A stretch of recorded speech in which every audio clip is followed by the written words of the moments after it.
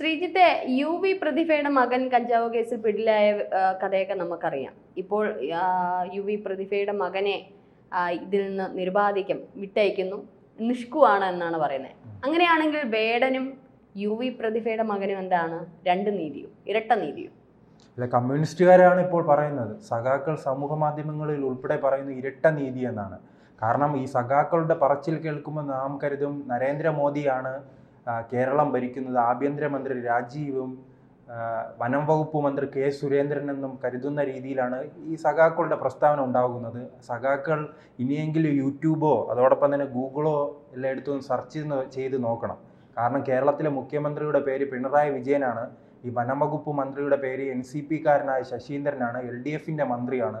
അല്ലാതെ ഇതിൽ നരേന്ദ്രമോദിക്കോ കെ സുരേന്ദ്രനോ രാജീവിനോ ഒന്നും പങ്കില്ലെന്ന് ആദ്യം തന്നെ സഖാക്കൾ മനസ്സിലാക്കണം. കാരണം സഖാക്കളുടെ MLA-യുടെ മകനെയാണ് ഈ കഞ്ചാവ് കേസുമായി ബന്ധപ്പെട്ട് പിടിച്ചത്. അത് കൃത്യമായി തന്നെ തെളിവുണ്ടായിരുന്നു. അതിനുശേഷം ഇത്തരം ഈ സ്ത്രീക്കെതിരെ ഈ സ്ത്രീയുടെ മകനെതിരെ ഈ കഞ്ചാവ് കേസ് വരുന്നു. അന്ന് തൊട്ട് തുടങ്ങുകയാണ് ഈ പ്രശ്നങ്ങൾ. അന്ന് ഈ കഞ്ചാവ് പിടിച്ച എക്സൈസ് ഉദ്യോഗസ്ഥനെതിരെ തിരിയുന്നു, അദ്ദേഹത്തിന് തെറ്റുപറ്റിയതായി പറയുന്നു, അദ്ദേഹം അതിൽ കൃത്യനിഷ്ഠ പാലിച്ചില്ലെന്ന് പറഞ്ഞ് അദ്ദേഹത്തിനെതിരെ സ്ഥലം മാറ്റുന്ന ഒരു രീതിയിലേക്ക് വരുന്നു. അപ്പോൾ തന്നെ നാം മനസ്സിലാക്കിയതാണ് ഈ കേസ് തേഞ്ഞു മാഞ്ഞു പോകും, ഈ പയ്യൻ രക്ഷപ്പെടാനുള്ള എല്ലാ സാധ്യതയും നാം വന്ന് കണ്ടിരുന്നു. അത് തന്നെയാണ് ഇതാ ഇപ്പോൾ അവസാന ഘട്ടം വന്നിരിക്കുന്നത്. തെളിവുകളുടെ അഭാവത്തിലാണ് ഈ പ്രതിയെ വെറുതെ വിട്ടിരിക്കുന്നത്. ആ പയ്യൻ്റെ പേര് വന്നിട്ട് കനിവാണ്. കനിവ് ഉൾപ്പെടെ 9 പേർക്കെതിരെയായിരുന്നു അന്ന് കേസെടുത്തത്. ഇതിൽ 7 പേർക്കെതിരെ തെളിവുകളുടെ അഭാവത്തിലാണ് ഈ അന്വേഷണം. പുക വലിച്ചതായിട്ടുള്ള ഇതുണ്ട്, പക്ഷെ അത് ബ്ലഡിൽ കലർന്നതായിട്ടുള്ളതില്ല. അപ്പം ഒരു പഫ് എടുത്തത്, അപ്പം പ്രതിഭ ഇടയ്ക്ക് പറഞ്ഞ ഒരു വീഡിയോ ഞാൻ പെട്ടെന്ന് ഓർത്തു. അത് ചിലപ്പോൾ എൻ്റെ മകൻ കൂട്ടുകാരോട് കൂടിയിരുന്ന് ചിലപ്പോൾ അവനും അതിനകത്ത് എൻ്റെ മകനെ ഞാൻ ഇത് ചെയ്യും നീതീകരിക്കുന്നു അല്ല, ചിലപ്പോൾ അവ ഒരു പഫൊക്കെ എടുത്ത് കാണും. അപ്പോൾ പ്രതിഭയ്ക്ക് അറിയാം ഇതിനകത്ത് മകനുണ്ടെന്ന്. അപ്പം മറ്റുള്ള കുട്ടികളൊക്കെ ഇതിനകത്ത് പെട്ട് ഒരു പഫ് എടുത്ത മോനൊന്നും തെറ്റ് ചെയ്തിട്ടില്ല. അല്ല, ഇതാണ് വേടൻ വലിയ എന്തായാലും ഈ പയ്യനും മറ്റേ മലമറിക്കാനൊന്നും പോകുന്നില്ലല്ലോ. വേടൻ വലിയ പ്രോഗ്രാം എല്ലാം വെച്ച് ഒരു ക്ഷീണം കൊണ്ട് വലിച്ചെന്ന് നമുക്ക് പറയാമല്ലോ. അങ്ങനെയാണ് ഈ MLA അതിന് സമ്മതിക്കുമോ? അതും പോയിട്ട് മറ്റൊരു കാര്യമുണ്ട്. അങ്ങനെ പിടിക്കപ്പെടുന്നു. ഈ MLA-യുടെ മകന് സംഭവിച്ചതുപോലെ തന്നെ വേടനെ പിടിക്കപ്പെടുകയാണ്. വേടനെ പിടിക്കപ്പെട്ടതിന് ശേഷമാണ് പുലി വരുന്നു, കടുവ വരുന്നു, പല്ലു വരുന്നു, അത്തരത്തിലുള്ള വലിയ സംഭവങ്ങൾ ഉണ്ടാകുന്നു. അതോടൊപ്പം തന്നെ ഈ CPM-ന്റെ അരുൺകുമാർ ഉണ്ടല്ലോ, അരുൺകുമാർ വന്നിരുന്ന് ചാനൽ ചർച്ചയിൽ പറയുകയാണ്, വേടനായാലും ആരായാലും ഞങ്ങൾ പിടിച്ചിരിക്കും, കേരളം ഭരിക്കുന്നത് പിണറായി സർക്കാരാണ്. ഇപ്പോൾ മറ്റൊരു തമാശ, പാർട്ടി സെക്രട്ടറി ഉൾപ്പെടെയുള്ളവർ വേടന് വേണ്ടി സംസാരിക്കുകയാണ്. ഈ പാർട്ടി സെക്രട്ടറിയുടെ പാർട്ടിയാണല്ലോ പിടികൂടിയത്. അതോടൊപ്പം തന്നെ എല്ലാവരും പറയും പോലെ കഞ്ചാവ് കേസുമായി ബന്ധപ്പെട്ട് അദ്ദേഹത്തെ പിടികൂടി.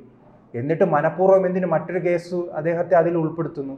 അദ്ദേഹത്തെ ഉൾപ്പെടുത്തി പിന്നെ കോടതിയിൽ എന്തോ കൃത്യമായ വാദം നിരത്തിയത് കൊണ്ടാണ് ജാമ്യം ലഭിച്ചത്. അല്ലെങ്കിൽ വേടൻ ജയിലിലേക്ക് പോകേണ്ടതാണ്. അപ്പോൾ കമ്മ്യൂണിസ്റ്റ് സർക്കാർ ഭരിക്കുന്ന ഒരു സംസ്ഥാനത്ത് ദളിതർക്ക് ഒരു നീതിക്ക് വേണ്ടി പോരാടുന്ന വേടനൊരു നീതി, MLA-യുടെ മകന് പ്രതിഭ എന്ന ഒരു വെളുത്ത സുന്ദരിയായല്ലേ, അങ്ങനെ പറയാലോ. ഇപ്പൊ നിറത്തിനെ കുറിച്ചാണല്ലോ. വേടൻ കറുത്തതായതുകൊണ്ട് അദ്ദേഹത്തെ അറസ്റ്റ് ചെയ്യുന്നു, ആ രീതിയിൽ ചർച്ച നടത്തുന്നില്ല. ആ ചർച്ച നടത്തുന്നത് ആരാണ്?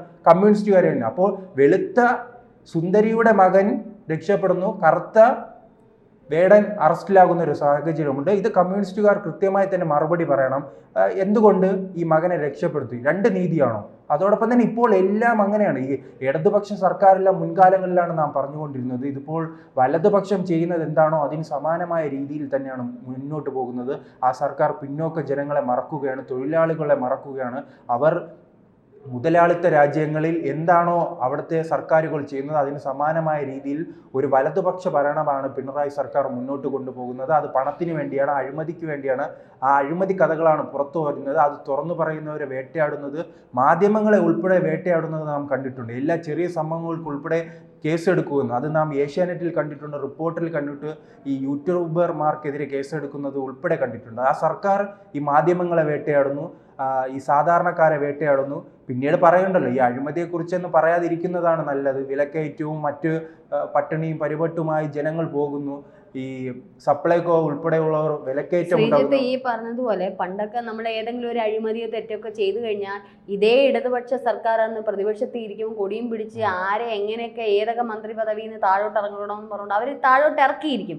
പക്ഷേ ഇതേ മന്ത്രിമാരൊക്കെ തന്നെയാണ്, അല്ലെങ്കിൽ ഇതേ പിണറായി സർക്കാർ തന്നെ അവരുടെ ഇടയിൽ തന്നെ ഉള്ള ഒരാൾ തെറ്റ് ചെയ്താൽ അതിന് കുട പിടിച്ചുകൊണ്ട് അതിന് കൂട്ടു നിന്നുകൊണ്ട് ഞങ്ങളുടെ സഖാക്കന്മാരെ സപ്പോർട്ട് ചെയ്യും, ഞങ്ങൾ കവചമായിട്ട് നിൽക്കും. ഇപ്പം പിണറായിയുടെ മുഖ്യമന്ത്രിയുടെ കാര്യത്തിൽ തന്നെ നമ്മളിപ്പോൾ കണ്ടുകൊണ്ടിരിക്കും. ഇനി അതിൽ കൂടുതൽ എന്തോന്ന്, ഇനി മുഖ്യമന്ത്രിയുടെ മകൾ തന്നെ തെറ്റുകാരിയാണ്, തെറ്റ് ചെയ്തുകൊണ്ട് അതിന് മുഖ്യമന്ത്രി തന്നെ ഇതിൻ്റെ പറഞ്ഞോണം മോളെ പിടിച്ചിരുത്തിക്കൊണ്ടിരിക്കുന്നു. വിഴിഞ്ഞം പദ്ധതിയുമായി ബന്ധപ്പെട്ട അവലോകന യോഗത്തിൽ ഇതേ തെറ്റുകാരിയെ കൊണ്ടുവന്ന് ഇരുത്തുന്നു. ഒന്ന് ആലോചിച്ച് നോക്കണം. ഇത്രയും വിഴിഞ്ഞം തുറമുഖ പദ്ധതി എന്നൊക്കെ പറയുന്നത് എന്തുവാണ്, അന്താരാഷ്ട്ര ലെവലിൽ നിൽക്കുന്നത് നമ്മുടെ രാജ്യത്തിനെ പ്രതിനിധീകരിച്ചുകൊണ്ടുള്ള ഒരു പദ്ധതിയാണ്. അതിൻ്റെ ഇടയിലാണ് കൊച്ചുമോനെ ഈ പറഞ്ഞോണം മാസപ്പടി വിവാദ കേസുമായി ബന്ധപ്പെട്ട് അറസ്റ്റിലാവാൻ കാത്തിരിക്കുന്ന മകളെയൊക്കെ കൊണ്ടുവന്ന് ഇരുത്തിയേക്കുന്നത്. അപ്പം ഇത് അവരുടെ ഭരണമാണ് ശ്രീത്തെ, അതിന് നമ്മൾ പറഞ്ഞിട്ട് കാര്യമില്ല. അവരുടെ സ്വന്തം സ്ഥലമാണ് കേരളം. കേരളം ഇപ്പൊ പാട്ടത്തിന് വിട്ടുകൊടുത്തേക്കാണ് ജനങ്ങൾക്ക്. ഇതാണ് ഇപ്പോഴത്തെ ഇവിടുത്തെ അവസ്ഥ. പഴയ രാജ്യഭരണം അല്ലെ, ഇവിടെ സവർണ ദളിതന് അങ്ങനെ മതവുമായി ഹിന്ദു മുസ്ലിം ക്രിസ്ത്യൻ അങ്ങനെയുള്ള പ്രശ്നമല്ല. ഇവിടെ ഇരട്ട നീതി എന്ന് പറഞ്ഞാൽ കമ്മ്യൂണിസ്റ്റുകളും ജനങ്ങളും തമ്മിലുള്ളതാണ്. കമ്മ്യൂണിസ്റ്റുകൾക്ക് അവരുടെ പിന്തുണയ്ക്കുന്നവർക്ക് എന്ത് തോന്നിവാസവും ചെയ്യാൻ അവർക്ക് ഒന്നും വേണ്ട. PSCയുമായി ബന്ധപ്പെട്ട് നാം നോക്കിയാൽ അറിയാം, അവിടെ ഒരു ഭാഗത്ത് പിൻവാതിൽ നിയമനങ്ങൾ തുടർച്ചയായി നടന്നുകൊണ്ടിരിക്കുന്നു. ഇവിടെ സാധാരണ PSC എഴുതി ഉറക്കമെണീച്ചിരുന്ന് പഠിച്ച പെൺകുട്ടികൾ ഉൾപ്പെടെയുള്ളവർ സെക്രട്ടേറിയറ്റിന് മുന്നിൽ സമരം ചെയ്യുകയാണ്. അതുകൊണ്ട് ആ ഇരട്ട നീതി, വേടൻ പറഞ്ഞ ഇരട്ട നീതി അങ്ങനെയാണ്. കമ്മ്യൂണിസ്റ്റുകളും ജനങ്ങളും തമ്മിലുള്ള വ്യത്യാസമാണ് കേരളത്തിൽ ഇപ്പോൾ ഇരട്ട നീതിയായി മാറിയിരിക്കുന്നത്. കമ്മ്യൂണിസ്റ്റുകൾക്ക് ഒരു നീതി, സാധാരണക്കാരൊരു നീതി. അതിൽ നാം ജാതി കാണേണ്ട, മതം കാണേണ്ട. അവിടെ അവർക്ക് ജാതിയില്ല മതമില്ല. കമ്മ്യൂണിസ്റ്റുകൾ പറയുന്നത് അവർക്ക് ജാതിയില്ല മതമില്ല, അത് ശരിയാണ്. അഴിമതിയിൽ അവിടെ ജാതിയില്ല മതമില്ല. കമ്മ്യൂണിസ്റ്റ് സഖാക്കന്മാരെ ഏതെല്ലാം കേസുകൾ പിടിച്ചിട്ടുണ്ട്? ഏതെങ്കിലും ഒന്ന് ഈ പുറം ലോകം കാണുന്നുണ്ടോ? ഏതെങ്കിലും ഇവരുടെ ഭാഗത്ത് ഏതെങ്കിലും ഇവരെല്ലാം നല്ലവരാണ്? അല്ല, ഇവരുടെ ഇടയിലുള്ള എത്ര സഖാക്കന്മാരെ പലവിധ കേസുകളുമായി ബന്ധപ്പെട്ട് ഗുണ്ടാപരമായി ഒന്നും വേണ്ട. സഖാവായ മുകേഷ് എവിടെ ഇരിക്കുന്നു? പീഡന കേസിൽ പ്രതിയായിട്ട് MLA സ്ഥാനം രാജിവെക്കാതെ ഇരിക്കുന്ന ഒരു MLA ആണ്. മുൻകാലങ്ങളിൽ കമ്മ്യൂണിസ്റ്റ് സർക്കാരുകൾ ഇത്തരം കേസുകളിൽ പെടുമ്പോൾ മാറി നിൽക്കണം. വിചാരണ തീരും വരെ അതിൽ നിന്ന് ആ സ്ഥാനത്ത് നിന്ന് മാറി നിൽക്കണം. ഒരു കോടതി ഒരു തെറ്റുകാരനാണ് എന്ന് ചൂണ്ടിക്കാട്ടിക്കൊണ്ട് അത് വിചാരണയിലേക്ക് കടക്കുകയാണെങ്കിൽ ആ വിചാരണ തീരും വരെ അത് അതാത് സ്ഥാനത്ത് നിന്ന് മാറിയിരിക്കേണ്ടെന്ന് ഉത്തരവാദിത്തമുണ്ട്. ഇപ്പൊ മുഖ്യമന്ത്രിയുടെ മകൾ മുഖ്യമന്ത്രി കൈകൊടുത്ത് വിട്ടതാണ്. അപ്പോൾ ആ തെറ്റ് ചെയ്തിട്ടുണ്ട് മുഖ്യമന്ത്രി രാജിവെക്കുന്നത്, പിന്നെയല്ലേ മുകേഷ് MLA. ഇതൊന്നും നടക്കാൻ പോകുന്നില്ല ശ്രീത്തെ. ഇനി എന്താ പറയുന്നത്, കുറച്ച് മാസങ്ങൾ കൊണ്ട് ജനങ്ങൾ സഹിക്കുക, അല്ലാതെ ഇവരുടെ ഇതൊന്നും മാറാൻ നിൽക്കുന്നില്ല. കാരണം അത്രത്തോളം എന്താ പറയുക, ഏകാധിപത്യ രീതിയിലേക്കാണ് ഇവർ പോകുന്നത്. ഇവരിനി തുടർന്നാൽ തന്നെ ജനങ്ങൾ ഇപ്പോഴേ അസഹനീയമായി തുടങ്ങിയിരിക്കുന്നു. ജനങ്ങൾ പലവിധ ഇവരുടെ ഇടയിലുള്ളവർക്ക് തന്നെ ഇവരെയും കൊണ്ട് പൊറുതിമുട്ടിയിട്ടിരിക്കുകയാണ്.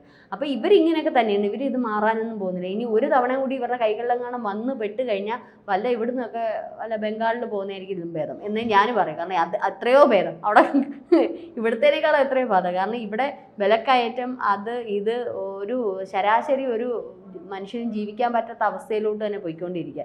ഇതിനിടയ്ക്ക് ഇവരുടെ സഖാക്കന്മാർ അല്ലെങ്കിൽ പിന്നെ ഒരു സഖാവാവണം, അല്ലെങ്കിൽ കമ്മ്യൂണിസ്റ്റ് പാർട്ടിയിലോട്ട് പോകണം, പിന്നെയും ജീവിക്കാം. ഇല്ല പറഞ്ഞോണം മറ്റേ മതപരിവർത്തനം എന്നൊക്കെ പറയത്തില്ലേ, പറഞ്ഞു കേട്ടിട്ടില്ലേ?